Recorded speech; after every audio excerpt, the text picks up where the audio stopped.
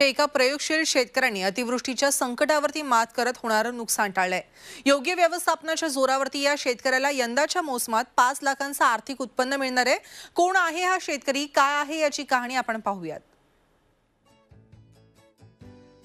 हे आहेत सांगोल्यातील वासूद अकोले गावातील विठ्ठल शिंदे। ऑक्टोबर महिन्यात अतिवृष्टी होऊनही योग्य व्यवस्थापनाच्या जोरावर शिंदे यांनी होणारं नुकसान टाळलंय। शिंदे यांनी कलिंगडाचं पीक केवळ वाचवलंच नाही, तर त्यातून त्यांना 5 लाखांचं उत्पन्न मिळेल अशी आशा आहे।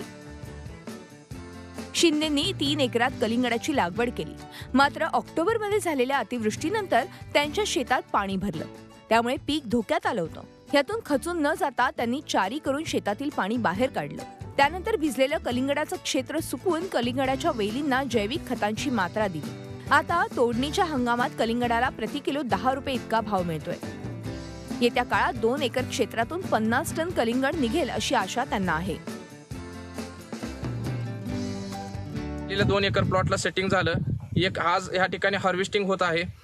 प्रति किलो 10 रुपये दराने माल विकलेला आहे मार्केटमध्ये आणि एकरी 25 टन ॲव्हरेज मला मिळतंय।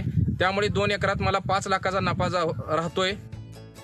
3 एकरापैकी एका एकरातील पीक पूर्णपणे खराब झालं, मात्र योग्य व्यवस्थापनाच्या जोरावर भविष्यातील होणारं नुकसान कमी करण्यात त्यांना यश आलं आहे। सचिन कसबेसह bureau report, Zee media, Pandharpur.